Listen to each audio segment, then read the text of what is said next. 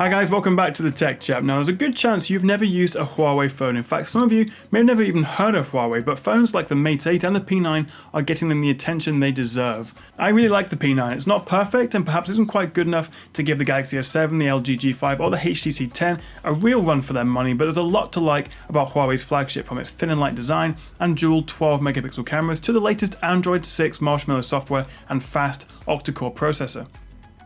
It looks great for a start. Its near bezel-less edge gives it a modern streamlined look, reminiscent of the Sony Xperia XA, but whereas that's a mid-range and plastic phone, the P9's slim aluminium body and flagship specs makes it far more attractive.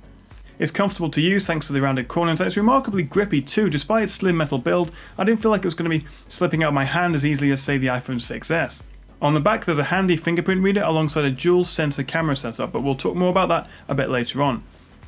There's also a brand new USB Type-C port on the base, which is great in so much as it sort of future-proofs the device. It means you can plug it in either way since it's reversible, but unlike pretty much all of the top-end phones except for the iPhone of course, there's no support for wireless or, more importantly, fast charging, which is a shame.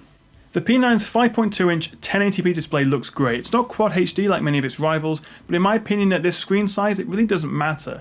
It does lack the pop and vibrancy of, say, the S7's Super AMOLED display, but the P9's IPS LCD does a great job of producing natural looking colours and offers impressive viewing angles. On the whole, it's a pleasure to use. You can even adjust the screen's colour balance if you want to, although I just prefer to leave it in its default setting. It's nice to be able to have the option. The auto brightness setting does a pretty good job, although in bright sunlight I found actually turning it off and then manually turning up the brightness would give you a few extra nits out of the display, making it perfectly usable outdoors. Despite using their own Kirin 955 rather than the better known Snapdragon processor, the P9 is impressively fast. Combined with either 3 or 4 GB of RAM depending on which model you buy, the one I'm reviewing is actually the 3GB model, the P9 blazes through the benchmarks and can comfortably run anything or play anything you throw at it. Add in the latest Android 6 software to the mix and you've got a silky smooth user experience. Huawei's Emotion UI is a pretty major reskin of Android, but doesn't seem to cause any lag or slowdowns. It's actually quite refreshing to use such a different looking interface on an Android phone. There's a few other nifty features too. The fingerprint reader is fantastic. It's just as quick as the iPhone's Touch ID in my experience, and the placement on the back is handy since your index finger usually rests around there anyway, so it's quick and easy to unlock the phone.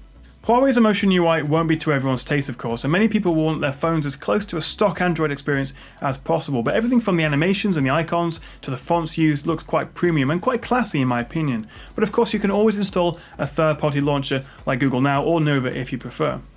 As for storage, you can get the P9 in either 32 or 64GB models depending on which model you buy and which territory you live in. While that'll be plenty for most of us, the P9 also supports microSD cards up to 128GB. So far, so good then, but the standout feature of the P9 has to be its dual 12 megapixel Leica cameras. One sensor is monochrome, which is supposed to make it much better at capturing light and therefore detail, whereas the other is a standard RGB sensor. When you take a picture, the cameras cleverly combine the images to produce a better, brighter and sharper image. Well, that's the idea at least, but in practice there's nothing really to write home about. But the camera app itself is great. There's loads of modes and options to choose from, whether it's a standard photo, a HDR or even a monochrome shot. As for video, unfortunately the P9 is limited to 1080p 60. There's no 4K option, which is disappointing, but probably not really a big deal for most people.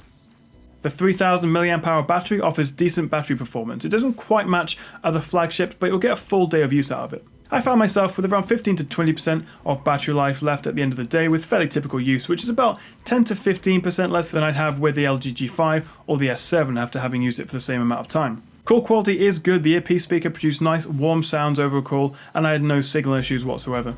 As for sound, the single speaker on the bottom of the P9 isn't as rich or punchy as I'd like compared to phones like the iPhone 6s or again the Galaxy S7, but I'd still say it's better than average. So the big question, would I buy the Huawei P9? Well, for around £450 or $600 for the 32GB model, which is only about £50 less than the LG G5 or Galaxy S7, both of which I think are a bit better than the P9. Only a bit though, the P9 is still a great phone, and chances are it'll drop in price fairly quickly, so it might be worth waiting a month or so. As for whether you should opt for the 4GB of RAM version with double the storage, I'd say probably not. You can always expand the storage with a microSD card, and I had no performance issues with the 3GB of RAM, but it's up to you, but I think you can probably get away with going for the cheaper one. But let me know what you think of the P9 and whether you consider buying a Huawei phone in the comments below. If you want to find out more or even buy the P9, you can also find links in the description. Thanks very much for watching guys, and I'll see you again right here on the Tech Chat.